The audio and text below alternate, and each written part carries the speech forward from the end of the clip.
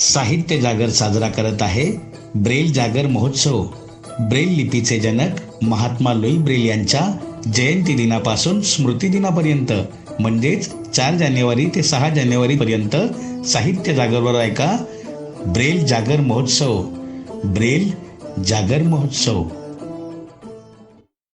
नमस्कार वाचक श्रोते हो, साहित्य जागर प्रस्तुत ब्रेल जागर महोत्सवात आपणा सर्वांचे सहर्ष स्वागत. आता आपण ऐकणार आहोत ब्रेल लिपीची सद्यस्थिती या विषयावर एक चर्चासत्र. याचे मुख्य संचलन केले आहे प्रकाश पंडागळे यांनी आणि त्यांना सहकार्य करत आहेत हर्षद जाधव. चला तर मग ऐकूया ब्रेल लिपीची सद्यस्थिती या विषयावर चर्चासत्र. नमस्कार रसिक हो, मी प्रकाश पंडागळे. ब्रेल जागर महोत्सव या अंतर्गत आज आपण महात्मा लुई ब्रेल यांच्या 211व्या जयंतीनिमित्त एक विशेष ब्रेल परिचर्चा सादर करणार आहोत.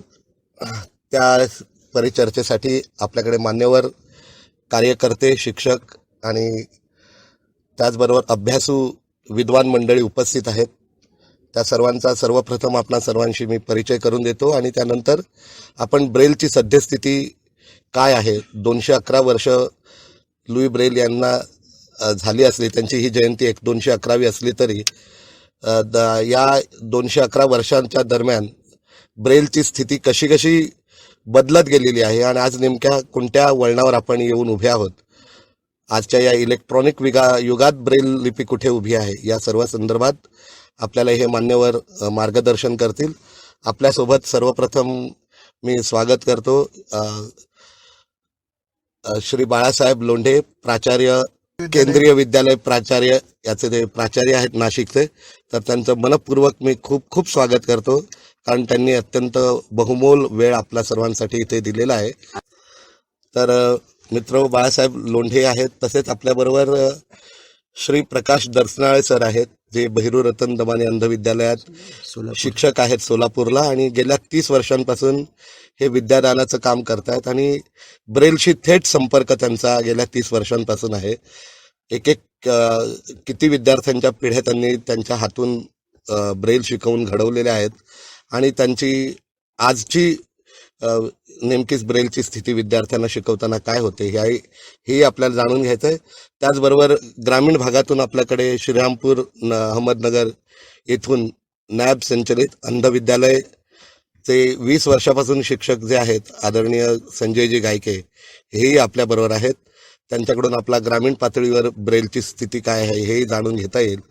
आणि राष्ट्रीय दृष्टीन संघ महाराष्ट्राचे उपाध्यक्ष आणि ब्रेल सन्मान कार्यात स्वतःला झोकून देणारे ब्रेलचे खंदे पुरस्कर्ते आदरणीय रघुनाथजी बारड हेही आपल्याबरोबर या चर्चेत सहभागी होणार आहेत. तर मी सुरुवात अर्थातच प्राचार्यांपासूनच करणार आहे. प्राचार्यांनी आपलं सुरुवातीचं शिक्षण अर्थात ब्रेल लिपीच्या साहाय्याने घेतलेलं आहे. तर नेमकं त्यांना काय ब्रेलबद्दल काय कृतज्ञता वाटते किंवा त्यांचं आजच्या स्थितीतल्या ब्रेलबद्दल काय मत आहे हे आपण जाणून घेऊ आणि पुढे जाऊया. लोंढे सर. नमस्कार. ब्रेल ही अत्यावश्यक लिपी आहे आणि ब्रेलमध्ये मी प्राथमिक शिक्षण पूर्ण केलेलेच आहे.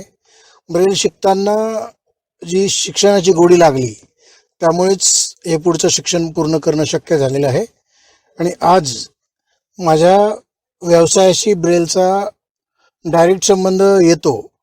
मला बऱ्याचदा पब्लिक समोर काही प्रेझेंटेशन द्यायचं असतं आणि ते प्रेझेंटेशन मी कम्प्युटरवर देऊ शकत नाही. तिथं 1000-2000 असे लोक असतात, तर ते असं शक्य होत नाही की कम्प्युटरवर की लावून प्रेझेंट करणं आणि हे प्रेझेंटेशन त्या लोकांना दिसेल अशी शक्यता फार कमी असते. त्यामुळे ते वाचणं आवश्यक असतं आणि हे माझं प्रेझेंटेशन जर दुसऱ्या कोणी वाचलं तर ते मला योग्य वाटत नाही, कारण ते माझंच काम आहे आणि हे मग मी ब्रेल प्रेसमधून किंवा स्वतः ब्रेल प्रिंट करून मी ते वाचतो. ब्रेल शिकणं ही गोष्ट खूप आवश्यक आहे.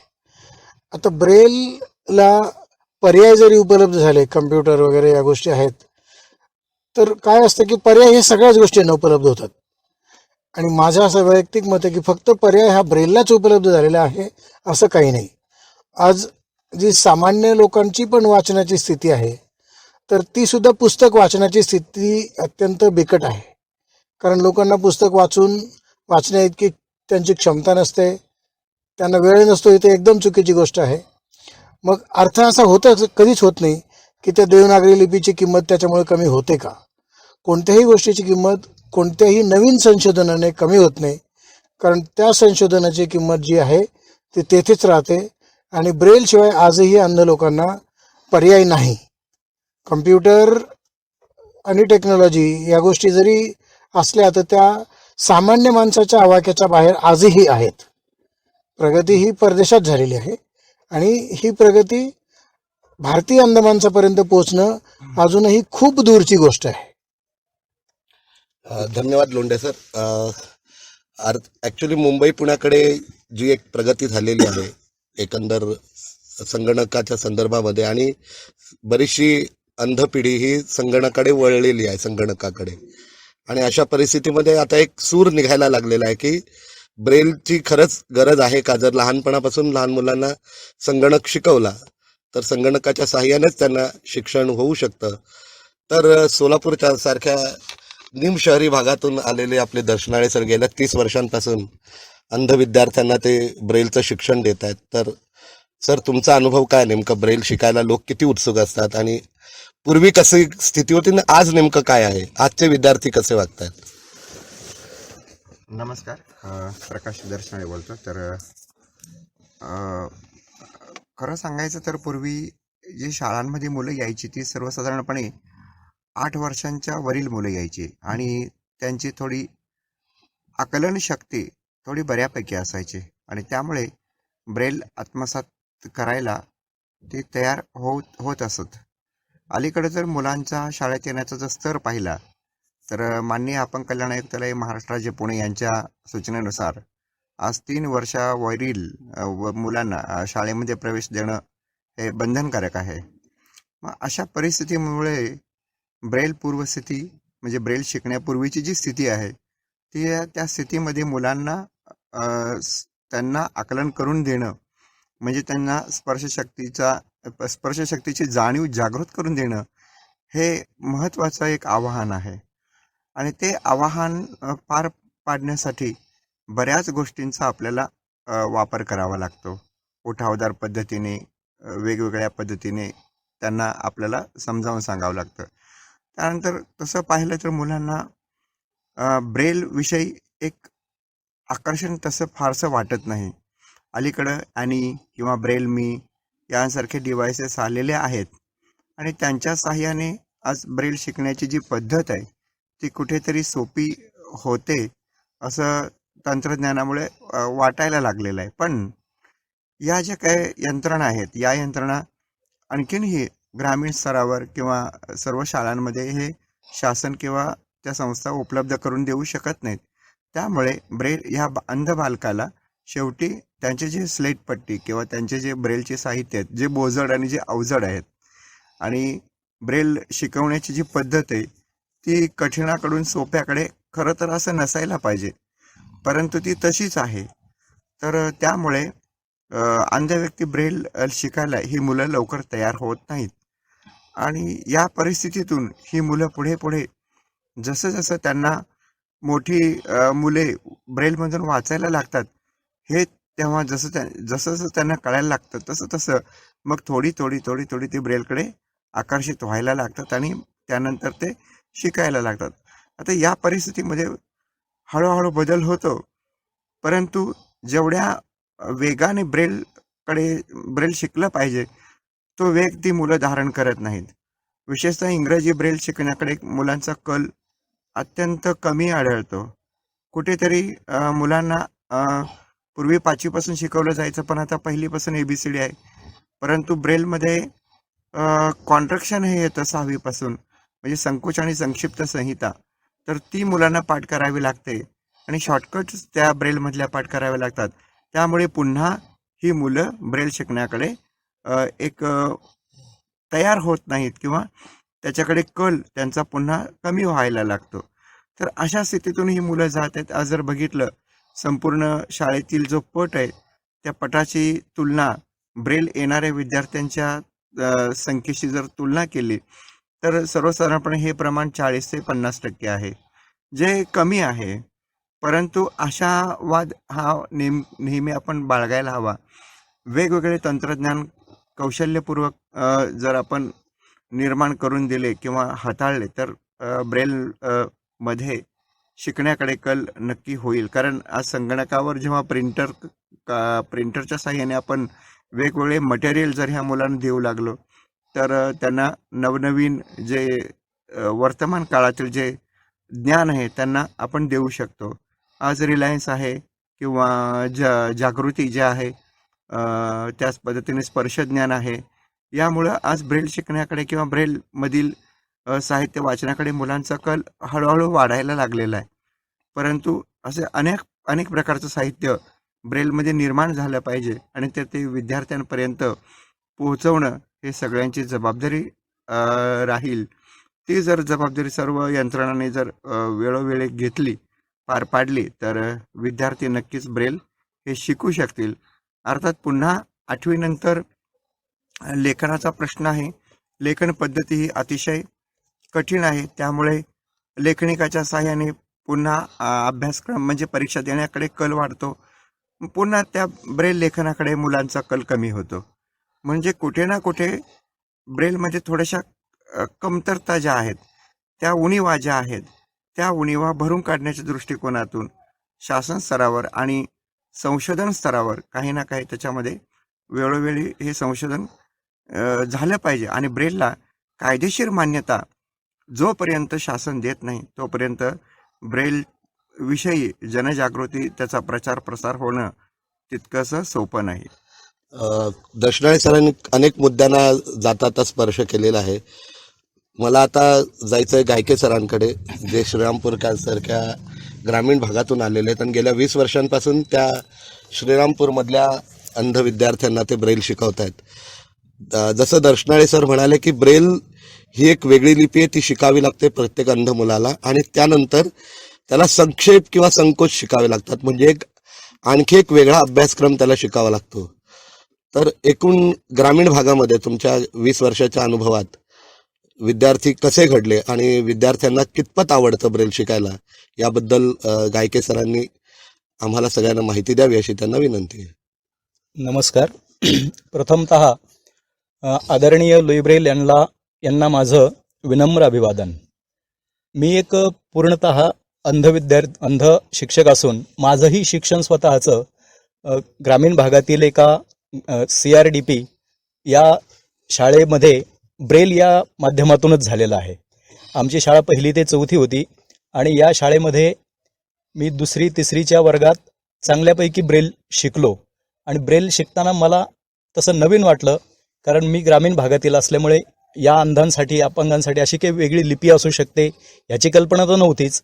पण शाळेत आल्यानंतर ज्यावेळेला हे पाहिलं, तिथून पुढं मानसिकता बनवली, आपल्याला आता वेगळं काहीतरी शिकायचं आहे. आणि मी ब्रेल आवड असल्यामुळे पटकन शिकून घेतलं. आता विद्यार्थ्यांच्या बाबतीत जर बोलायचं म्हटलं तर ग्रामीण भागात विद्यार्थ्यांना तांत्रिक सुविधा या बऱ्यापैकी नसतात. त्यामुळं ब्रेल हे एकमेव त्यांच्या समोरचं माध्यम असतं किंवा एकमेव त्यांच्या समोरचा पर्याय असतो. त्यामुळे त्यांना ब्रेल हे शिकावंच लागतं. आणि आता अलीकडे जर पाहिलं तर बऱ्यापैकी जवळजवळ 50% विद्यार्थी शिकतात. काही मुलांचं ब्रेलकडे दुर्लक्षही देखील होतं. पण समाजातून किंवा शाळांमधून काही लोकांचा असाही सूर निघतो की ब्रेल आलंच पाहिजे असंही काही नाही, कारण तंत्रज्ञानाच्या माध्यमातून आपण अशा काही गोष्टी शिकू शकतो आणि ब्रेलला पर्याय होऊ शकतो इथपर्यंत ठीक आहे. परंतु ब्रेल ब्रेल ही आलीच पाहिजे, अंध व्यक्तीला ब्रेल आलीच पाहिजे. लुई ब्रेल यांनी एवढ्या अथक प्रयत्नातून आपल्यासाठी ही लिपी निर्माण केली आणि लुई ब्रेल यांच्या या अथक प्रयत्नाला आपण पण कुठेतरी बांधिलकी आपली बाळगली पाहिजे. शिवाय अंध व्यक्तीची वाचनाची असेल, लेखनाची असेल, साहित्याची असेल, ही जी ज्ञानाची भूक असते, ही भूक या ब्रेल लिपीच्या माध्यमातूनच भागू शकते. तर विद्यार्थ्यांना ब्रेल शिकायला तसं आवडतं. आमच्या भागातील तरी काही विद्यार्थी चांगल्यापैकी शिकतात आणि काही मुलं करतात दुर्लक्ष. अर्थात आता सगळेच विद्यार्थी सगळंच शिकू शकतात किंवा सगळेच लक्ष देऊन करतील असंही नसतं. पण आपण जर त्यांना गोडी लावली आणि शिकवलं तर ते शिकतात. आता यामध्ये वेगवेगळ्या वाचनाच्या वगैरे स्पर्धा जर आपण घेतल्या, मग आपल्यापेक्षा मोठी मुलं स्वतः वाचतात, मग आपल्याला पण का येऊ नये ब्रेल वाचता, किंवा आपल्याला पण अशा स्पर्धा परीक्षेमध्ये भाग घेता आला पाहिजे, यासाठी मग त्यांची पण उत्सुकता वाढते आणि ते पण या ब्रेलकडे आकर्षित होतात आणि ब्रेल शिकायला लागतात. काही मुलं मोठ्या वर्गात गेल्यानंतर इंग्रजी शिकतात, इंग्रजी वाचतात, मग बाकीच्या मुलांना पण त्याप्रमाणे वाटतं की आपण पण शिकावं, आपण पण वाचावं, आणि असे मग वेगवेगळे प्रयोग करून त्यांना छोट्या छोट्या अक्षर दाखवून, शब्द दाखवून अशा प्रकारे ब्रेल हे शिकवलं जातं आणि ब्रेल मुलं करतात. मग धन्यवाद गायके सर. आपल्याबरोबर बारड सर आहेत, जे ब्रेलचे कट्टर पुरस्कर्ते आहेत. ब्रेल माध्यमातूनच ते अनेक परिसंवादांमध्ये आणि व्याख्यानांमध्ये सहभागी होत असतात. राष्ट्रीय दृष्टीहीन संघ महाराष्ट्र या अंधांच्या व्यापक चळवळीचे ते नेते आहेत आणि ब्रेल संदर्भात राष्ट्रीय दृष्टीहीन संघ महाराष्ट्राने सातत्याने एक वेगळी अशी सशक्त भूमिका घेतलेली आहे. तर या निमित्ताने बारड सरांनाच मला विचारायला आवडेल की संघाची अशी, संघटनेची अशी ब्रेल संदर्भात नेमकी काय भूमिका आहे आणि ब्रेलला कसा सन्मान मिळाला पाहिजे, ब्रेलचा प्रचार प्रसार कसा व्हायला पाहिजे आणि अंध व्यक्ती आणि ब्रेल यांचं नातं असं अजोड टिकवून ठेवण्यासाठी काय करता येईल? नमस्कार. प्रथम माननीय लुई ब्रेल यांना विनम्र अभिवादन करतो आणि ज्या ब्रेलच्या मदतीने राष्ट्रीय दृष्टीहीन संघ संपूर्ण जगभरामध्ये प्रचार पावला आणि एक प्रगतीची दिशा ज्या संघाने घेतली, अर्थात ती ब्रेल लिपी केवळ संघाचाच नव्हे तर एकूणच व्यक्तीचा व्यक्ती केंद्रबिंदू मानून विकास करणारी आहे. कारण संघाचं आणि माझं व्यक्तिगत असं सतत मत राहिलेलं आहे की ब्रेल लिपी ही एकमेव अशी लिपी आहे की ज्यान्वये म्हणजे माणसाच्या कोणत्याही गोष्टी ऐकलेल्या तेवढ्या प्रतिबिंबित होत नाहीत, जेवढ्या वाचलेल्या गोष्टी तो जास्त त्याच्या मनामध्ये किंवा आत्म्यापर्यंत त्या साठवल्या जाऊ शकतात, प्रतिबिंबित होतात आणि त्याला मांडणं किंवा त्या दृष्टिकोनातून प्रयत्न करणं सोपं जातं. आणि म्हणून त्या दृष्टिकोनातून आपल्या आत्मविकासासाठी ब्रेल ही फार महत्त्वपूर्ण लिपी किंवा जेवढे पर्यायी तंत्रज्ञान जगामध्ये उपलब्ध आहेत, अनेक प्रकारची साधनं असतील, उपकरणं असतील, त्याहीपेक्षा मला तर असं वाटतं की ब्रेल मुळे एक ॲक्युरसी किंवा एक अचूकता मोठ्या प्रमाणामध्ये यायला इतर साधनांपेक्षा अधिक मदत होते असं मी समजतो. अर्थात ब्रेलचा सन्मान वाढला पाहिजे आणि ब्रेलच्या संबंधामध्ये वेगवेगळ्या प्रकारचे सरकारी मान्यता किंवा वैधानिक मान्यता मिळून तिचं राज्य, राष्ट्रीय किंवा जागतिक स्वरूप वाढलं पाहिजे. या दृष्टिकोनातून ब्रेलचा वापर जो आहे आज दिवसेंदिवस, आता जे 2-3 माझ्या आधी बोललेल्या वक्त्यांनी सांगितलं की ब्रेलबद्दल उदासीनता वाढत चालली किंवा ब्रेलबद्दल शिकण्याचा उत्साह कमी होत चालला, पण तो जर आपल्याला जागृत करून त्यांना जर का प्रोत्साहन जर द्यायचं असेल तर त्यांनी त्याच्यामध्ये वेगवेगळ्या प्रकारचे उपाय पण सांगितले. आम्ही आमचे जे वेगवेगळ्या प्रकारच्या मागण्या आहेत किंवा राष्ट्रीय दृष्टीहीन संघाकडून अपंग आयुक्तालय यांना आम्ही नेहमी अशी एक मागणी केलेली आहे की प्रत्येक अंध व्यक्तीच्या जीवनामध्ये संगणक, संगीत, ब्रेल हे अत्यंत महत्त्वाचे, अनन्यसाधारण महत्त्व असलेले विषय आहेत, ज्याला गतिशीलता हे, या 4 विषयांशिवाय अंध व्यक्तीचं जीवन हे समृद्ध होऊ शकत नाही. आणि म्हणून ह्या 4ही विषयांचं शिक्षण प्रत्येक अंधशाळेमध्ये मिळालं पाहिजे असा आग्रह प्रकर्षाने आम्ही वेळोवेळी वेगवेगळ्या मागणीपत्रांमध्ये आणि वेगवेगळ्या प्रकारच्या आयुक्तांशी झालेल्या चर्चेमध्ये देखील अगदी सशक्त अशा स्वरूपामध्ये धरलेला आहे. अर्थात आम्हाला असंही वाटतं की जसं आता तुम्ही सांगितलं किंवा तुम्ही मुलांच्या बद्दल सांगितलं, पण बऱ्याचशा शाळांमध्ये आता डोळस शिक्षकांची नेमणूक आहे आणि डोळस लोक, अर्थात त्यातले काही लोक असे असतात की ते पैशावर प्रेम करतात पण पेशावर प्रेम करत नाही. काही लोक असेही असतात की जे पेशावर प्रेम करतात आणि काही लोक असे असतात की ते पैशावर करतात पण पेशावर जे प्रेम करतात. अशा प्रकारची जी उदाहरणं आहेत ती अर्थातच डोळसांमध्ये, डोळस शिक्षकांमध्ये, जे डोळस शिक्षक अंधांना ब्रेल शिकवतात त्यांच्यामध्ये मला अभावाने सापडलेली आहेत. किंबहुना जवळपास माझ्या मते तरी फार असं शोधून न सापडणारं तसं उदाहरण मला दिसतं. सांगायचा मुद्दा एवढाच की अंधशाळांमध्ये जर अंध शिक्षक असतील तर ब्रेल समृद्ध व्हायला मदत होते आणि अंधांच्या अडचणी अंध व्यक्ती जसा समजू शकतो किंवा अंध शिक्षकाला जशा अंध विद्यार्थ्याच्या अडचणी समजायला मदत होते, तशी डोळस शिक्षकाकडून ते समजवून घेतलं जात नाही.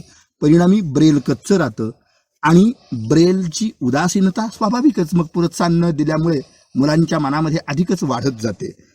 अर्थात वेगवेगळ्या प्रकारच्या अंधशाळांमधून 1ली ते 7वी, 1ली ते 4थी किंवा आता जे सांगितलं सरांनी त्याप्रमाणे की त्यानंतर काय 9वी पासून काही ठिकाणी लेखनिक वगैरे दिला जातो आणि 3 तासाचा पेपर ब्रेलमध्ये लिहिण्याची जी सवय आहे ती कुठेतरी कमी होते, पुन्हा पर्यायाने गती घटते आणि नंतर मग हळूहळू तंत्रज्ञानाकडे झुकला की आपल्याला तंत्रज्ञान हेच मोठ्या प्रमाणामध्ये अचूकता साधणारं वाटू शकतं. असं जरी असलं तरी देखील आज वेगवेगळ्या प्रकारात प्रोत्साहन देऊन किंवा छोट्या मुलांना खाऊ देऊन किंवा जमेल त्या माध्यमातून काहीतरी बक्षीस स्वरूपामध्ये त्यांना प्रोत्साहित करून ब्रेल प्रती त्यांचा ओढा वाढवण्यासाठी प्रयत्न हा निश्चितपणाने केला जाऊ शकतो, किंबहुना तो ओढा टिकवला पण जाऊ शकतो. आणि शेवटी एवढंच की सर्वसाधारणपणे गेल्या 2 वर्षापासून जागतिक ब्रेल दिवस हा 4 जानेवारी घोषित झालेला आहे आणि केवळ ती घोषणा करून चालत नाही, तर त्यासाठी खरोखर धोरण आणि व्यवहार यांच्यातली जी तफावत आहे ब्रेलच्या संबंधामध्ये ती कमी झाली पाहिजे, किंबहुना ती संपली पाहिजे. आणि जेव्हा त्याची या धोरण आणि व्यवहारामध्ये एकरूपता येण्याचे प्रयत्न होतील तेव्हा कुठे खऱ्या अर्थाने ब्रेलचा सन्मान वाढायला. ब्रेल ही आपल्या व्यक्तिगत, सामाजिक, सामूहिक आणि संघटनात्मक जीवनाचा आजही अविभाज्य भाग आहे आणि तो दर्जा, तो सन्मान आपण तिला प्राप्त करून देण्यासाठी सगळ्यांच्या सामूहिक प्रयत्नांची गरज मी प्रतिपादित करतो. धन्यवाद. धन्यवाद बारड सर. दर्शनाळे सरांच्या चर्चेत मगाशी एक महत्वाचा मुद्दा आला की ब्रेल शिकता शिकता लोक विद्यार्थी जेव्हा संगणक शिकतात आणि संगणक शिकल्यामुळे त्यांना ब्रेलचं महत्व थोडंसं कमी व्हायला लागतं किंवा कमी वाटायला लागतं. तर आपल्याकडे लोंढे सर आहेत, ते संगणक तज्ज्ञ सुद्धा आहेत आणि संगणकाबरोबर ते ब्रेलचा वापर, या दोन्ही गोष्टी ते सातत्याने अत्यंत प्रभावीपणे करत असतात त्यांच्या रोजच्याच जगण्यामध्ये. तर लोंढे सरांना मला हे विचारायला आवडेल की आजच्या या संगणक युगामध्ये ब्रेल आणि संगणक या दोन्ही गोष्टी एकत्र जगू शकतात का, एकत्र वाढू शकतात का आणि अंधांना अधिक विकासापर्यंत नेऊ शकतात का? ब्रेल आणि संगणक ह्या 2 संपूर्णपणे वेगवेगळ्या गोष्टी आहेत. एक्झॅक्टली. कारण ब्रेल ही एक अंधांनी वाचण्यासाठीची एका मर्यादित गटासाठीची व्यवस्था आहे एक्झॅक्टली. आणि संगणक ही पूर्ण लोकांनी, सगळ्या ज्याच्यात अपंग असतील, अपंग नसतील, अशा सगळ्या लोकांसाठीची वापरण्यासारखी व्यवस्था आहे. आता कधीही कंपॅरिझन हे जे करता, ह्या गोष्टींमध्ये कंपॅरिझन नाही होऊ शकत, करेक्ट. कारण ह्या स्वतंत्र व्यवस्था आहेत. आणि असं समजण्याचं काहीच कारण येत नाही. म्हणजे माझं हे वैयक्तिक मत आहे की ज्या काळात जी गरज असते तर ती गरज त्या काळात पूर्ण केली जावी. म्हणजे ब्रेल शिक्षणाची जी गरज आहे ही प्राथमिक स्तरापासून तर माध्यमिक स्तरापर्यंत आवश्यक आहे आणि ती वापरली जावी. आता सगळ्याच ठिकाणी बदल हे होतच असतात आणि बदल हे होणारच असतात, ते आपण थांबवू शकणार नाहीये. पूर्वी टाईपरायटर्स होते, मग संगणक आलं, मग ते टाईपरायटर कालबाह्य झाले. पूर्वी LP रेकॉर्ड्स होत्या, लार्ज प्लेट रेकॉर्ड्स होत्या, त्या गेल्या. CD आल्या, CD पण गायब झाल्या. पेनड्राईव्ह आले, पेनड्राईव्ह पण गायब झाले. आता फक्त मेमरी कार्ड्स आहेत. हे ऑप्शन्स येणारच आहेत. तशीच ब्रेलची पण स्थिती असणार आहे.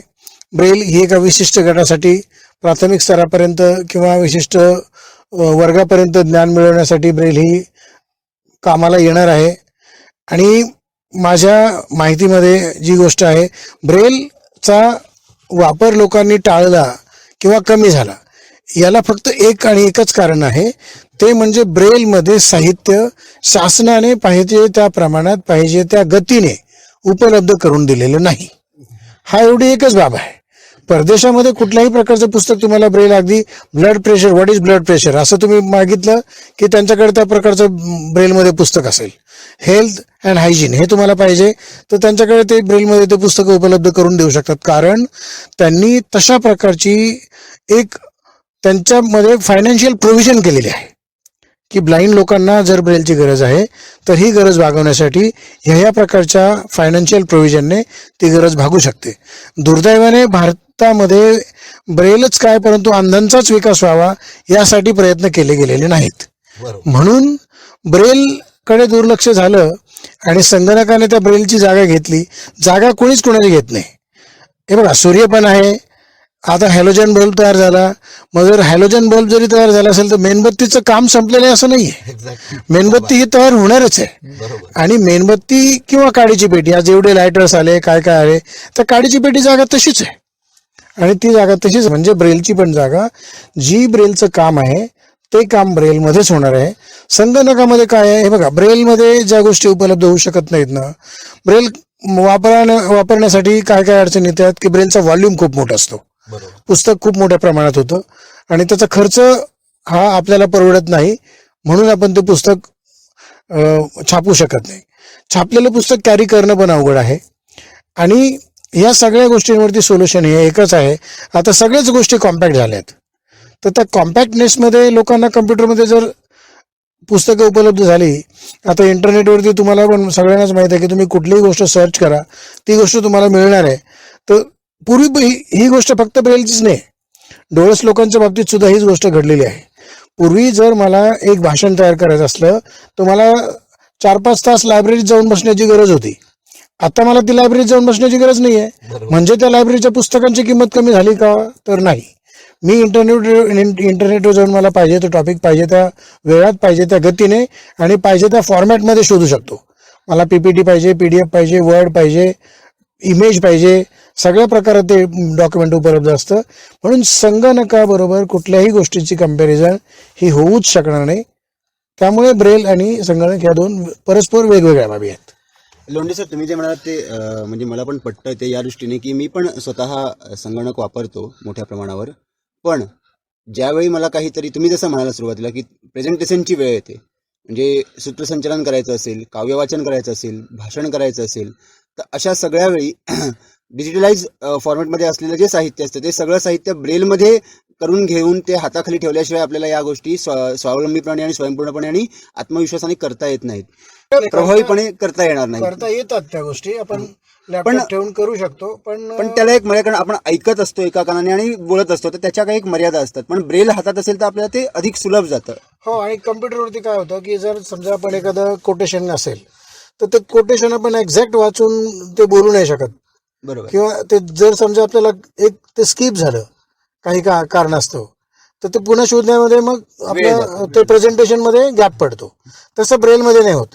ब्रेलमध्ये आपल्या हातात जर असेल तर आपण हे सगळ्या गोष्टींवरती पर्याय एकच आहे की ही यंत्रणा स्वस्त व्हायला हवी.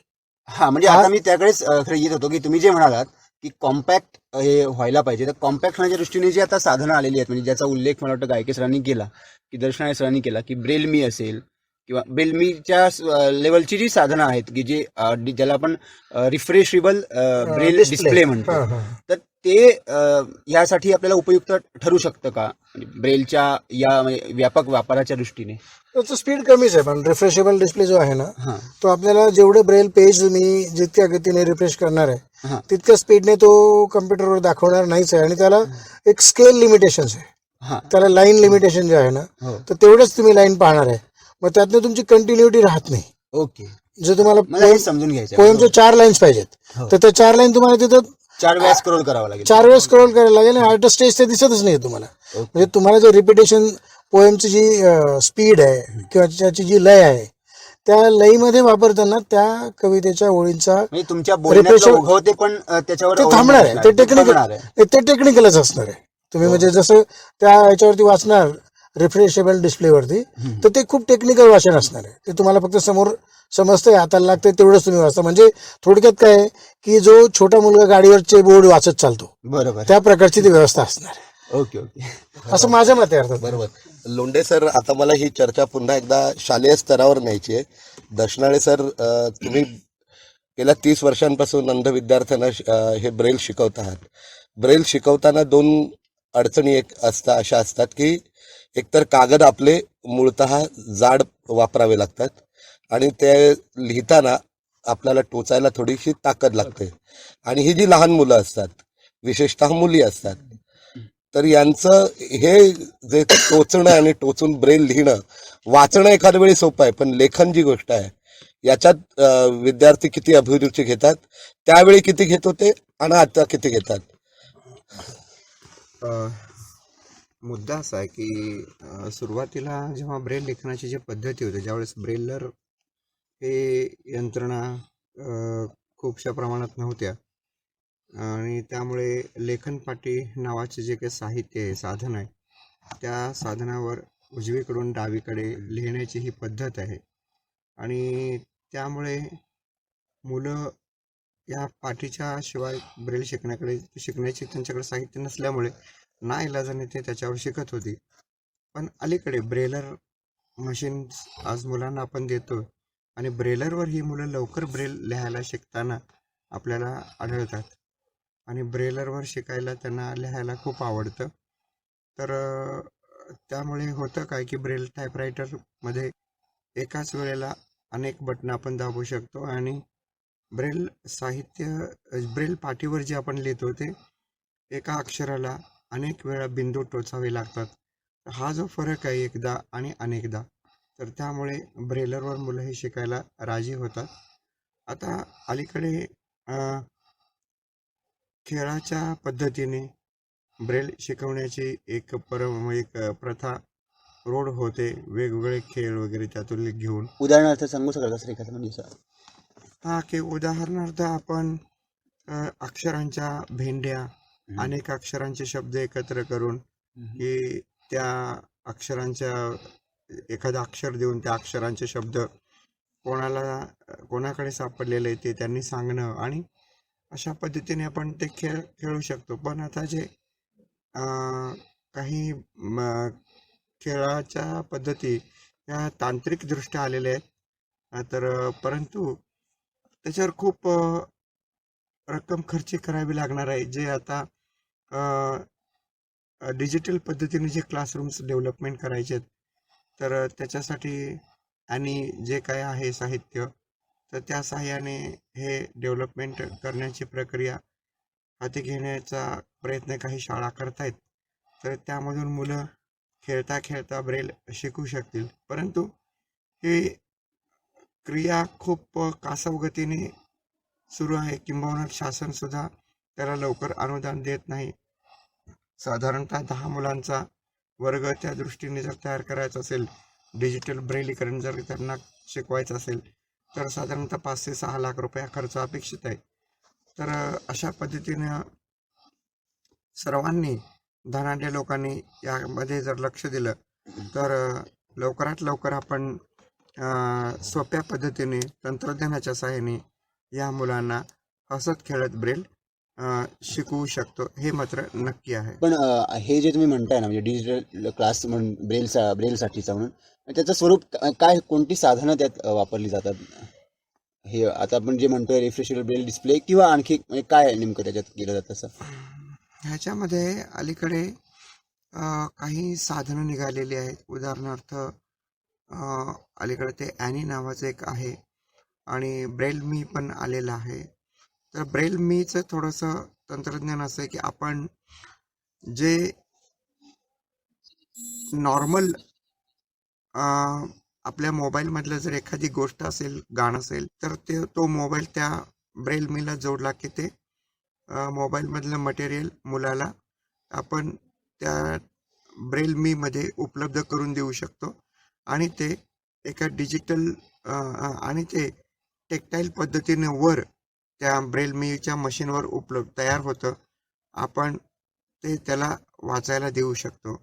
आज बरेच जे साधन आहेत, बरेच ज्या काही साहित्य आहे, वेगवेगळ्या ज्या गोष्टी येतात, वेगवेगळे जे काही कथा येतात, कविता येतात किंवा काही ज्या गोष्टी येतात, कोडी येतात, तर हे सर्व सुविचार येतात, हे सर्व आपण ऑनलाईन वर्तमानपत्रातून ते आपण ब्रेलमध्ये त्यांना कन्वर्ट करून देऊ शकतो आणि हे मुलांना जास्तीत जास्त साधन आपण या ब्रेलमीच्या साहित्याने सहाय्याने त्यांना आपण लिहायला वाचायलाही देऊ शकतो. असं माझा खरं याच्यावर एक प्रश्न असा आहे, म्हणजे तो सगळ्यांसाठीच आहे, सर्व शिक्षकांसाठी आहे, कुणीही सांगा. पण याच्यामध्ये जो वाचन संस्कार जो आपण म्हणतो, म्हणजे जो पुस्तकाच्या माध्यमातून जो संस्कार होतो, म्हणजे परिच्छेद असेल किंवा आपण सुरुवातीच्या परिच्छेदात 2 घरं सोडणं असतं, किंवा आपण जे लेआउट म्हणतो की सेंटरला आपलं शीर्षक येणं असतं, किंवा खाली लेफ्ट राईटला, म्हणजे पत्रलेखनाच्या बाबतीत आपण जी पूर्वी हे वापरायचो, बरोबर, किंवा बरोबर आहे, आताही सुद्धा म्हणजे लेखकाचं नाव खाली राईट साईडला यावं, किंवा तर हे जे सगळे संस्कार असतात, जे वाचन संस्कार असतात असं मला वाटतं, म्हणजे तर जे पुढे लेखन संस्कारही होतात वाचनाच्या माध्यमातून, तर त्याच्यावर या टेक्नॉलॉजीचा दुष्परिणाम होणार नाही का, असं एक मला म्हणजे माझ्या मनात आहे हा प्रश्न. मला हे खरं पहिल्यापासून सांगायचं होतं, जेव्हा दर्शन सरांनी पेन टोचून लिहिण्याची जी गोष्ट म्हणाले ते की टोचताना मुलांना त्रास होतो. आता ही तर प्रॅक्टिकल गोष्ट आहे की ब्लाइंड मुलांना ते टोचून लिहिण्यासाठी त्रास होतो, परंतु आजची जी परिस्थिती आहे तर डोळच मुलांना सुद्धा लेखनाचा हा आणि वाचनाचा ही म्हणजे फार दूर जातात लोक वाचनापासून, जे आहे ना, लिहिण्यापासून तर खूपच. स्पेलिंगचा आज असा प्रॉब्लेम आहे की कम्प्युटरमध्ये त्यांना टाईप करता येतं. आता फ्रस्ट्रेशनचं स्पेलिंग त्यांना येऊ नाही तर नाही येऊ, त्याच्याची काही गरज नाही आहे, ते त्यांना कम्प्युटर करेक्ट करून देणार आहे. म्हणून हा जो प्रकार आहे की आता सर जे म्हणाले वाचन संस्कार, तर ह्या टेक्नॉलॉजीमध्ये काय केलं आहे त्यांनी की आता जे फॉर्मॅट्स आहेत ना, लेटर रायटिंग आणि या सगळ्या गोष्टींचे, तर हे फॉर्मॅट त्यांनी सेम ठेवलेले आहेत. आता कोणतीच गोष्ट डाव्या बाजूला आणि उजव्या बाजूला असं काहीच नाही. जी कम्प्युटरची जी लेफ्ट साईडने सुरू होते पेज, तर त्याच पेजला ते युअर्स फेथफुली, सिग्नेचर, डेझिग्नेशन, हे सगळं त्याच एकाच लेवलला असणार आहे. डेट ही राईटला नसणार आहे. डेट ही सुद्धा त्याच्या खाली जे एक स्पेस सुलभीकरण करून टाकलेलं आहे. सुलभीकरण म्हणजे ते त्यांच्या सोयीने सुलभीकरण आहे ना. कम्प्युटरमध्ये काय असतं, कम्प्युटर स्टार्ट लिहायला एक लाईन म्हणजे लेफ्ट साईड पासून सुरू करतो. त्याला जर तुम्हाला स्पेसिंग करायचं, मग त्याला ती वेगळी कमांड वापरून त्याला तुम्ही सेंटर, लेफ्ट, राईट काय करायचं ते करावं लागणार आहे. आता एवढी करण्याची भानगड न ठेवण्यापेक्षा सगळ्यात सोपं ज्याने जिथं लिहिलं ते ठेवून द्या त्याला, अशी पद्धत आहे. त्याच्यामुळे आता हे काय वाचन लेखन संस्कार तर ही गोष्ट काही उरलेली नाहीये. आणि कम्प्युटरमध्ये लेखनाची शुद्धता ही बाबच नाहीये. तुम्ही काहीही टाईप करा, ते शुद्ध करून देणार आहे. म्हणजे तुमचं डोकं वापरण्याची तुम्हाला फार गरज आहे, कमी आहे. आता पूर्वी कसं होतं की एक लेटर टाईप करायचं आणि ते जर दुसऱ्या माणसाला काही चेंज करून पाठवायचं तर ते पूर्णचे पूर्ण पत्र तसं टाईप करायला लागायचं. आता ते लेटर तुम्ही 100 लोकांना 100 वेळेस चेंज करून पाठवू शकता, एडिट करून पाठवू शकता. काही particular line, particular date, particular name, जे काही फील्ड्स तुम्हाला चेंज करायचे असतील तर ते पॉसिबल आहे. त्याच्यामुळे हे लोक या प्रकाराकडे जाणारच ना. जे सुलभ आहे त्याच्याकडे कोणी पण जाणारच. पण मग आता ब्रेल शिकवताना पण ह्याचा विचार केला जातो का, असं म्हणजे शाळेत ब्रेल जेव्हा शिकवलं जातं लिहिता वाचन किंवा लेखनाच्या स्वरूपात, तेव्हा मग या पुढच्या गोष्टींचा विचार करूनच ते शिकवलं जातं का, म्हणजे मग ते उजवी डावी किंवा परिच्छेद करणं वगैरे ह्या सगळ्या गोष्टी आता बाद झाल्यात का? असं याच्यामध्ये असं आहे की तंत्रज्ञानाच्या आधारे जर ब्रेल शिकवायचं म्हटलं तर ते केवळ ते शिकवणं हे आहे, ब्रेल हे शिकवणं झालं. परंतु जिथपर्यंत ब्रेल डॉट्स शिकवणं परंतु ब्रेल सूक्ष्म पद्धतीने जर त्याचं जर अर्जन करायचं असेल, ज्याला आपण शिक्षण घ्यायचं असेल त्याचं, तर मग शेवटी जी पद्धत आहे, पत्रलेखन पद्धत, जी पुस्तकांमध्ये नमूद आहे त्याच पद्धतीने त्याला आपल्याला शिकवावं लागणार आहे. ओके. आणि मग हे शिकवताना आता कुठे तंत्रज्ञान वापरायचं आणि कुठे आपल्या जुन्या साधनाने शिकवायचं, हे त्या तारतम्यभाव त्यांनी ठेवायला हवं. आणि विद्यार्थ्याला पण त्याच्यातला जो फरक आहे तो वेळीच समजावून सांगायला हवा, की जेणेकरून विद्यार्थ्यांमध्ये त्याचा गोंधळ उडणार नाही आणि ते योग्य त्या वेळेला योग्य ते साहित्य वापरून ब्रेल लिहू शकतील. आणि आता वाचनाचा जो मुद्दा आहे तर ते वाचन सामग्री जी आहे तुम्ही जशी उपलब्ध करून द्याल, जर ब्रेल मी मध्ये जर तुम्ही डिजिटल पद्धतीचं साहित्य जर उपलब्ध करून दिलं तर ते ब्रेल मी मध्ये त्यांना पटकन समजतं. अर्थात हे जे तंत्रज्ञान आहे हे जास्तीत जास्त आधुनिक जे साहित्य आहे ते लवकरात लवकर पोहोचवण्यासाठी केवळ त्याचा वापर आपण करावा. आणि शिकण्यासाठी जर म्हणाल तर आपण ब्रेल टाईपरायटर किंवा ब्रेल पुस्तकं यांचंच आपण जे साहित्य, जे माध्यम दिलेलं आहे त्याच माध्यमाप्रमाणे त्यांना शिकवावं लागेल. आणि वाचण्यासाठी सध्या जे आहे ना, वाचनाच्या पद्धतीमध्ये 3 प्रकारचं साहित्य म्हणजे 3 प्रकारच्या फॉर्मॅटमध्ये पुस्तक उपलब्ध असतं. एक तर पहिलं पुस्तक असं ई टेक्स्ट.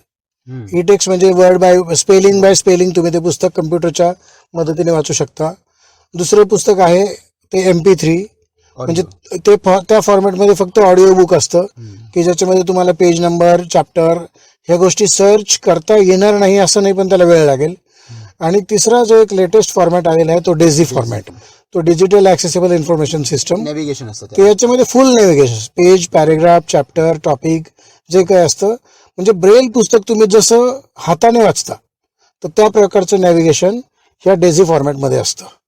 तर त्यामुळे वाचनाचं जी गोष्ट आहे तर ती ब्रेल पुस्तकांच्या पेक्षा कितीतरी पटीने अधिक पुस्तकं ही सॉफ्ट कॉपीमध्ये उपलब्ध आहेत किंवा या रिडेबल फॉर्मॅटमध्ये उपलब्ध आहेत. त्याच्यामुळे ज्याची गरज जी आहे, ज्याला ब्रेल पुस्तक प्रायमरी लेवलवर वाचायचं तो प्रायमरी लेवलवरती वाचणारच आहे, आणि ज्याला कॉम्पिटिटिव्ह एक्झाम्स किंवा या गोष्टींची तयारी करायची आहे तर त्याला आपण ब्रेल मटेरियल प्रोव्हाइड करू शकणारच नाहीये भारतात तरी. मला या चर्चेत आता एक नवीन मुद्दा आणायचा आहे, आणि तो मुद्दा असा आहे की आपल्याकडे अंधत्वाचे 2 किमान असे प्रकार आपण सातत्याने बघतो. एक पूर्णतः अंध असतात आणि अंशतः अंध लो विजन विद्यार्थी येत असतात. आणि अलीकडे एक असा ट्रेंड येतो आहे की ते पूर्णतः अंध विद्यार्थी जे आहेत ते ब्रेल शिकतात, त्यांना ब्रेल शिकवण्याशिवाय दुसरा पर्याय नाही. पण लो विजन विद्यार्थ्यांना ब्रेल न शिकवता त्यांना आपण साधारण देवनागरी लिपीतून वगैरे शिक्षण देण्याचा काही शाळांनी प्रयोग सुरू केला आहे. तर ग्रामीण पातळीवर गायके सरांना मला असं विचारायचं आहे की हे नेमके लो विजन विद्यार्थी आणि हे यांना पण तुम्ही हे सगळं सेम ब्रेल पद्धतीने शिकवता की त्यांच्यासाठी काही वेगळं तुम्ही करता? आणि गायके सरांना त्याचबरोबर हा प्रश्न आहे की तुमच्या इतक्या ग्रामीण भागामध्ये हे जे नवीन तंत्रज्ञान दर्शनाळे सर आणि लोंढे सर आपल्या सर्वांना सांगतायत, हे पुणे मुंबई शहरात आहे, तुमच्या शाळेपर्यंत हे पोचलंय का? आता हे जे आधुनिक तंत्रज्ञान याविषयी जर आपण बोलायचं ठरवलं तर ग्रामीण भागामध्ये हे आधुनिक तंत्रज्ञान विशेष अद्यापही काही ठिकाणी पोहोचलेलं नाही. शासनानेही उपलब्ध करून दिलेलं नाही, आणि ज्या महागड्या गोष्टी असतात त्या संस्था पण घेऊ शकत नाही. काही प्रमाणात घेते, परंतु अगदी शाळेचा पट जर पाहिला तर 50, 60, 70 विद्यार्थ्यांचा पट असतो, आणि एवढ्या मुलांमध्ये 1 किंवा 2 ब्रेलमी किंवा 1 किंवा 2 कम्प्युटर हे सफिशियंट होऊ शकत नाही. त्यामुळे म्हणजे तशी साधनांची ही कमतरताच आहे.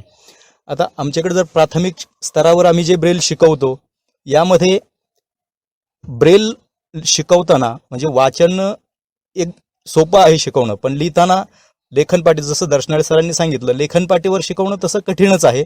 त्यासाठी जर ब्रेलर आपण वापरला तर ते मुलांना पटपट पण जमतं, कारण लेखनपाटीवर मुळात ब्रेल टिंब जे 6 टिंब असतात, डाव्या बाजूचे 3 टिंब, उजव्या बाजूचे 3 टिंब, आपण मुलांना शिकवताना उजव्या बाजूने 1, 2, 3 शिकवतो, डाव्या बाजूने 4, 5, 6 शिकवतो, आणि लिहिताना नेमकं याच्या उलट होतं.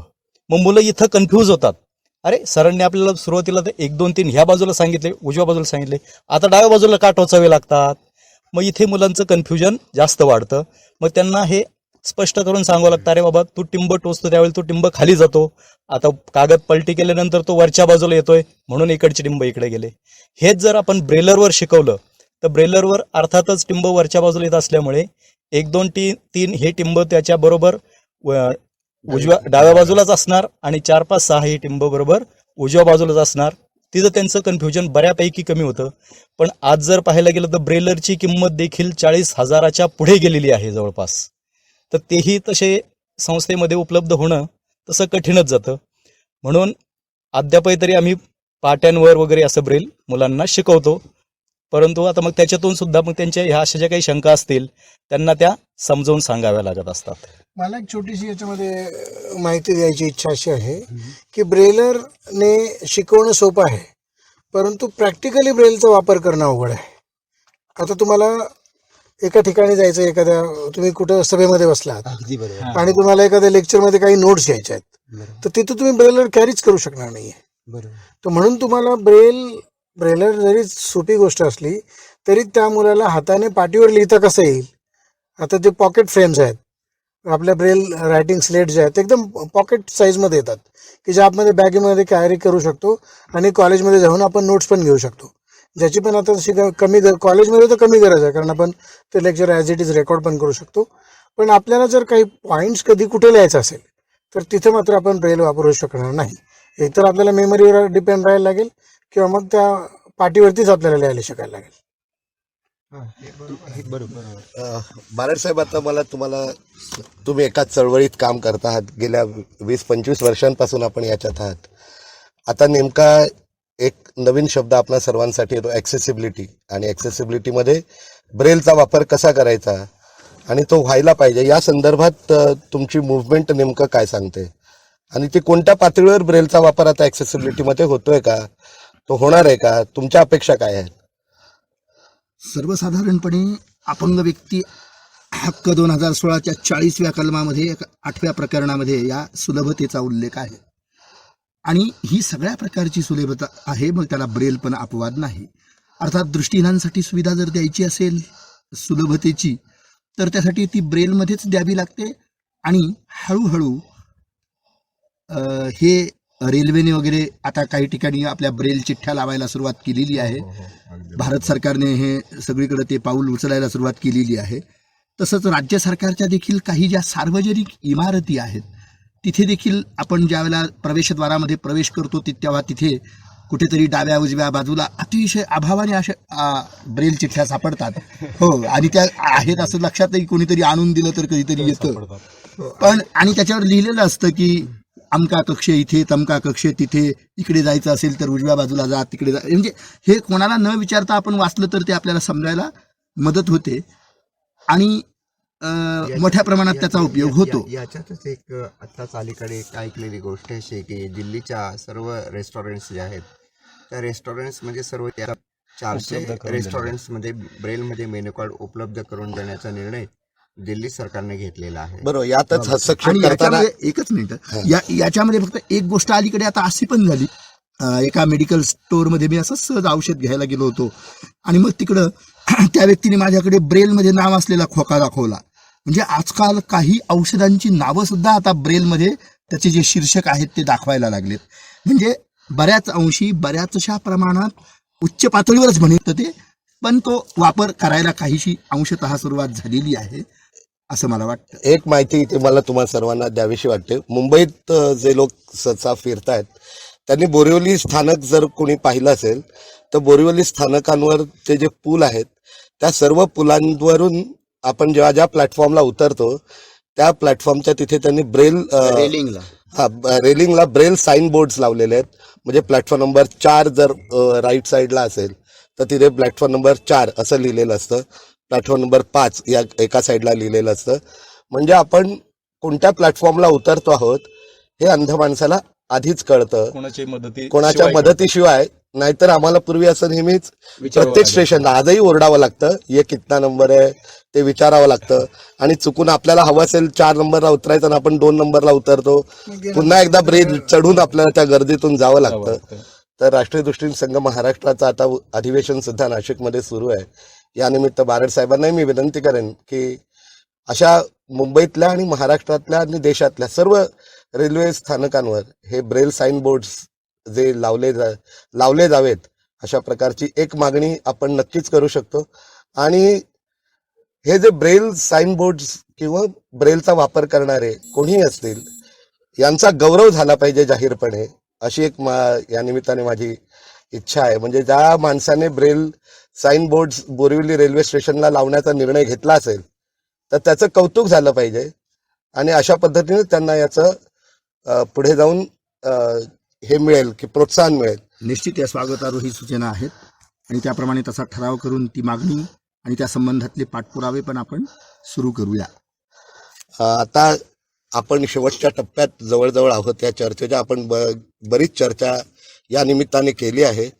लोंढे सरांना एक प्रश्न मला ॲक्सेसिबिलिटीच्या संदर्भातच विचारावा लागेल की या ज्या सगळ्या आता हॉटेलचे मेनू कार्ड्स किंवा मेडिकलचे प्रिस्क्रिप्शन्स किंवा मेडिकलमध्ये जी औषधाच्या बॉक्समध्ये चिठ्ठी असते तर हे ब्रेलमध्ये वगैरे सगळं करणं कसं शक्य आहे किंवा ते करता येऊ शकतं का ते, किंवा त्याला काही पर्याय आहे का जे ऍक्सेसिबल व्हायला पाहिजे लोकांना? याच्यामध्ये ब्रेलमध्ये करता न येण्यासारखी ही गोष्ट तर अजिबात नाही.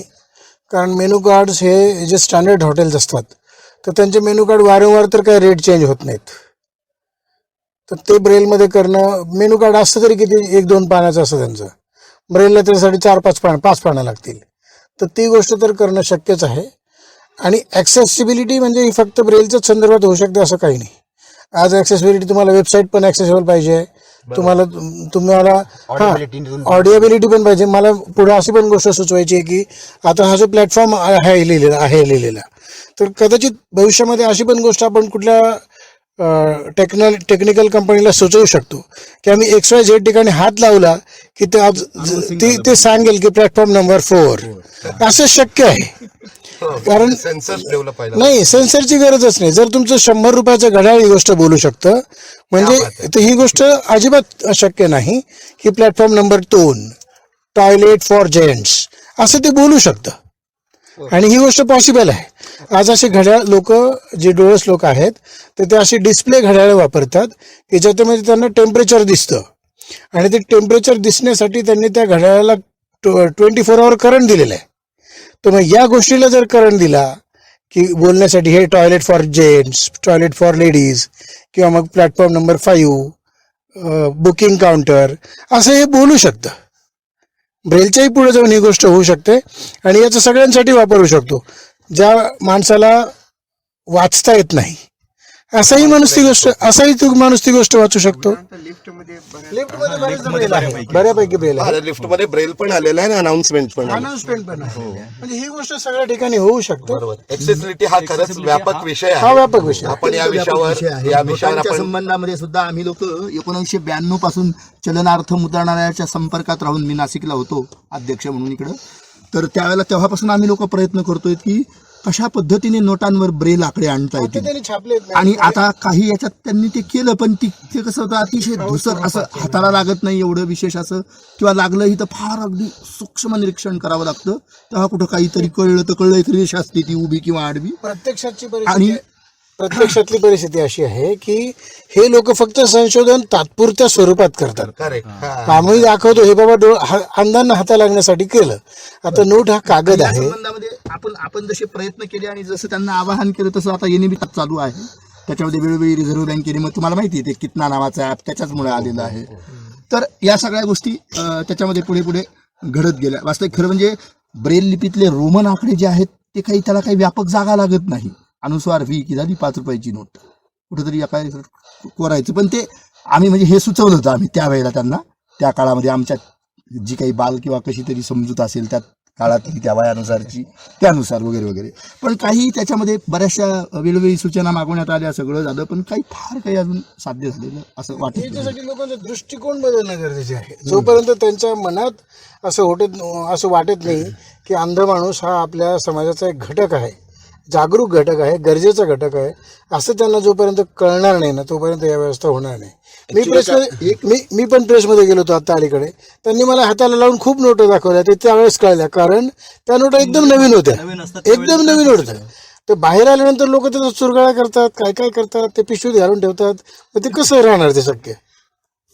काय प्रॉब्लेम आहे का, खरं म्हणजे ब्रेल च्या बाबतीतली शासकीय पातळीवरची उदासीनता लेवल एवढी आहे ना की ब्रेल ही मुळात लिपी आहे हेच अनेक शासनाला माहिती नाहीये. ब्रेलचा उल्लेख आजही भाषा म्हणून केला जातो. त्यामुळे ब्रेल ही लिपी आहे आणि त्या लिपी म्हणून त्याचं साधन म्हणून वापर व्हायला पाहिजे. ही गोष्ट, ती भाषा आहे ही संकल्पना जोपर्यंत बदलत नाही तोपर्यंत ती बदलण्याची शक्यताच नाही. तेही त्यांना ब्रेन वाटतं, कारण त्यांना ब्रेन माहिती आहे, ब्रेल माहिती नाही. बरोबर. बऱ्याचदा ब्रेलला ब्रेनच म्हटलं जातं. आणि नोटांमध्ये असंही पण आपल्याला म्हणजे करता येऊ शकतं, जर समजा आपल्या रेषा तर ओळखतच नाहीत कारण जुन्याच होतात, आणि मग याच्याऐवजी समजा बारड सरांनी सांगितलं रोमन अंक पण आहेत, याच्यावर मला असंही पण सांगता येईल की आपले जे इंग्लिशचे अल्फाबेट आहेत हे पहिल्या नोटेपासून ABCD या क्रमाने जरी टाकले समजा तर त्याचं पण चालू शकतं, कारण त्याला पण काय विशेष जागा लागत नाही. पहिले 4 डॉटमध्येच आपले सगळे अक्षर किंवा नोटा बसू शकतात ना. आपण जे पत्ते खेळतो, प्लेइंग कार्ड्स, त्याच्या टोकाला फार सूक्ष्म पद्धतीने तसं लिहिलं हा असतं. इस्पिक दुरी लिहिली का स आणि ब लिहिलं एस हा. तर एस आणि बी लिहिलं का झालं आपलं काम. काय खुणा ह्या सायन्स तयार करून सुद्धा आपण नोटांवर थोडंसं प्लास्टिक कोटिंग जरी दिले टोकाला, एका कोपऱ्याला करा ना. एका टोकाला जर प्लास्टिक कोटेड दिलं आणि त्याच्यावर जर ते ब्रेल जर अक्षर कोरलं तर नक्कीच ते टिकाऊ स्वरूपाचं राहील. ऍक्च्युली अशा अनेक असंख्य सूचना खरं तर आरबीआयला जात असतात, पण शासकीय पातळीवर जी उदासीनता म्हणू किंवा जे अज्ञान आहे खरं म्हणजे, त्या अज्ञानामुळे काहीच घडत नाही अशी अवस्था आहे खरं ती. मला वाटतं ब्रेल ऍक्सेसिबिलिटी आणि ब्रेलची आजची स्थिती या विषयावर आपण कितीही बोललो कमी तरी ही चर्चा कधी पण न तरी- संपणारी आहे. हो, पण तरी एक शेवटी मला एक खेद पण आहे. एक परस्पर विरोधी परिस्थिती ब्रेल बद्दल चालू आहे. एक बाजूला आपण तिच्या सुगम्यतेबद्दल बोलतो, तर दुसऱ्या बाजूला कुठेतरी कळत न कळत तिचा नामाशेष होतो की काय. एक 5, 10, 15, 50 वर्षापर्यंत आता हे सगळ्या निवासी शाळा ज्या आहेत त्या हळूहळू मुलं नाही मिळाले तर बंद होतील, आणि मग हळूहळू असंही होईल की ते तुमचं सर्व शिक्षा अभियान जे आहे, तिकडचे शिक्षक काही मुलांना ब्रेल शिकवत नाही, परिणामी तिचं जे स्वरूप आहे ते कमी कमी होत जाऊन एक दिवस ते नामाशेष होतं की काय. एक बाजूला सुगम्यतेबद्दल बोलायचं, दुसऱ्या बाजूला ही नामाशेष होण्याची चिंता पण कुठेतरी किंवा ती प्रक्रिया सुरू करून ठेवली. हा म्हणजे कुठेतरी एक चिंता निर्माण करणारी आहे. तर आणि ब्रेल पुस्तकांची किमती सुद्धा आहेत. जर पूर्वी आपण बघितलं 15-20 वर्षापूर्वी त्या अतिशय कमी नगण्य अशा स्वरूपाच्या होत्या, पण आज गव्हर्नमेंट त्याला ग्रँट द्यायचं, आता त्याला ग्रँट देत नाही म्हणून ती किंमत वाढली. नाही. नाही पण मग किमती तर मुलांच्या आवाक्यात असाव्यात यासाठी शासनाने अनुदान द्यावं. माझी बारड साहेबांना याच याबद्दल- निमित्ताने विनंती आहे. हो, आधी आपण याबद्दल अनेकदा कोर्टामध्ये त्या NABच्या विरोधात केलेलं आहे आणि आता पुन्हा ते करण्याची वेळ आलेली आहे. दुसरी गोष्ट तुम्हाला सांगू का, मी तुम्हाला दुसरी गोष्ट सांगू इच्छितो की या ब्रेल पुस्तकांच्या किमती आवाक्याच्या बाहेर आहेत. त्याच्या विरुद्ध गोष्ट अशी आहे की NCERTच्या पुस्तकांच्या किमती जगात सगळ्यात कमी आहेत आणि या डोळस पुस्तकांच्या किमती आहेत अगदी 50, 25, 50, 100 रुपये इतकी 500 पानांचं पुस्तक एवढ्या कमी किमतीत मिळतं. मग ब्रेल पुस्तक हे लोक का देऊ शकत नाहीत? कारण NCERTला गव्हर्नमेंट ग्रँट देतं आणि ती पुस्तकं 1ली ते 8वी पर्यंतची सगळी पुस्तकं अत्यंत कमी किमतीत उपलब्ध आहेत. नाही, आणि बारड सरांनी जो मुद्दा मांडला तो त्याकडे मी थोडं म्हणजे तुम्ही सर्व शिक्षकच आहात, तर खरोखर हे जे सर्व शिक्षा अभियानाच्या नावाने जे काही सुरू झालेलं आहे, आपण सगळे निवासी शाळांचे शिक्षक असलात, विशेष शाळांचे शिक्षक असले, तरी पण प्रामाणिकपणे याविषयी जर बोलायचं झालं तर याचा सद्यस्थितीवर किती दूरगामी परिणाम होतो आहे, काय तुमची त्याविषयीची भावना आहे किंवा जाणीव आहे? मी तर अपंग आयुक्तांना एक शिफारस केली होती की जे शिक्षक ब्रेल शिकवणार नाहीत त्याचं एक मंथली MPR मागवायचा, मंथली प्रोग्रेस रिपोर्ट ब्रेलचा, आणि जे लोक याच्यामध्ये कमी पडतील शिक्षक लोक त्यांचे शक्य असेल तर त्यांना शिक्षा म्हणून त्यांना वचक बसावं म्हणून त्यांची इन्क्रिमेंट स्टॉप करा, इथपर्यंत मी मागून बसलो. डोळे शिक्षक आहेत ते बऱ्यापैकी, तर डोळे शिक्षक ब्रेल शिकणारच कुठून? मुळात ब्रेलचा कंटाळाच असतो. आपण ब्रेल शिकलो का ही आपली गरज आहे. नाही, पण ते विशेष शिक्षक जेव्हा होतात तेव्हा ती त्यांची गरज असली, म्हणजे गरज आहे हे त्यांना जाणवून देणं हे पण तर काम आहे ना. ते फक्त शिक्षक होईपर्यंतच मान्य करतात. तेव्हा पुरतं करतात, एवढ्या पुरतं करतात आणि एकदा जॉबवर हजर झाले की मग ते पुन्हा सोडून देतात. आता याची काही गरज नाही राहिली बुवा. हो, पण या गरजेतून पण- सार्वजनिक ऱ्हास व्हायला लागला. ऱ्हास व्हायला लागला आणि विद्यार्थ्यांना ब्रेल हे मिळालं पाहिजे, प्राथमिक स्तरावर तरी मिळालंच पाहिजे. हा, म्हणजे आपण जे म्हणतो, म्हणजे आपण मातृभाषेच्या संदर्भात वगैरे जे म्हणतो की सुरुवात जर आपल्या बेस जर आपला पक्का नाही झाला हा, तर पुढच्या सगळा डोलारा हा पोकळच राहणार आहे. म्हणजे तशीच परिस्थिती आजची आहे मग. तर मला वाटतं आपण या चर्चेला आता विराम देऊया. ही चर्चा कितीही वाढवली तरी याचे प्रश्न सोडवण्यासाठी निश्चितपणे काहीतरी मदत आपल्या सर्वांना होईलच. जे विचारवंतांनी इथे आपली मतं मांडली ती सगळी मतं खूप अमूल्य मतं आहेत, खूप महत्त्वाचे आहेत, खूप महत्त्वाचे विचार इथे व्यक्त झालेले आहेत. त्यातून ज्याचा गोषवारा एवढाच काढता येईल की ब्रेल लिपी ही अजरामर आहे, तिची गरज अंधांसाठी, जोपर्यंत अंध या जगात आहे तोपर्यंत अंधांसाठी ब्रेल लिपीचा वापर हा कायम चालू राहिला पाहिजे आणि त्यात ब्रेल लिपीच्या माध्यमातून आणि इतर तंत्रज्ञानाच्या माध्यमातून सुद्धा अंधांचा विकास हा सातत्याने होत राहिला पाहिजे. पण या प्रक्रियेमध्ये ब्रेलचा वापर, ब्रेलचा विकास आणि ब्रेलमध्ये अधिक प्रकारे संशोधन होणं आवश्यक आहे. या सगळ्या गोष्टींवर आपण सर्व विचारवंतांनी आपापली मतं मांडलीत, आपला अमूल्य वेळ दिला. विशेषतः लोंढे सरांनी त्यांची कार आपल्याला स्टुडिओ म्हणून इथे या नाशिकच्या ठिकाणी उपलब्ध करून दिली आणि सार्वजनिक ठिकाणी आपण सगळे होतो आणि आपल्याला अडचण होती की कुठे आपण ही परिचर्चा रेकॉर्ड करू शकू, तर त्यांनी ही अडचण आपली सगळ्यांची सोडवली. त्याबद्दल लोंढे सरांचे ते चर्चेत सहभागी झाले आणि त्यांनी खूप महत्त्वाचे इनपुट्स दिले, त्याबद्दल त्यांचेही मनपूर्वक आभार. दक्षिणाळे सरांनीही आपल्या शिक्षकी पेशातून जे काही इप्सित गवसलं आहे त्यांना, आणि आज जे विद्यार्थी घडवताना त्यांना ज्या अडचणी येत आहेत या संदर्भात त्यांनी जे आपलं अमोल मार्गदर्शन केलं, ग्रामीण भागातल्या अडचणींवर आणि एकंदर ब्रेलच्या सद्यस्थितीवर जे मार्मिक विचार गायके सरांनी इथे मांडले, आणि राष्ट्रीय दृष्टीने संघ महाराष्ट्राचे कार्यकर्ते म्हणून, उपाध्यक्ष म्हणून आपणा सर्वांना जे आपल्याला जे आश्वासन जे दिलेलं आहे, बारड साहेबांनी जे अभिवचन दिलेलं आहे ब्रेलच्या सन्मानार्थ, त्यांची लढाई, त्यांचा संघर्ष सातत्याने सुरू ठेवण्याचा, आणि त्यासाठी ते शासन पातळीवर, प्रशासन पातळीवर काम करत राहतील. तुम्हा सर्व शिक्षकांना, कार्यकर्त्यांना ब्रेल सशक्तीकरणाकरता असंच बळ मिळत राहो या अपेक्षेसह मी प्रकाश पंडागळे आपल्या सर्वांचा निरोप घेतो. आपल्या सर्वांचे मनपूर्वक आभार. धन्यवाद. धन्यवाद. ब्रेल जागर महोत्सव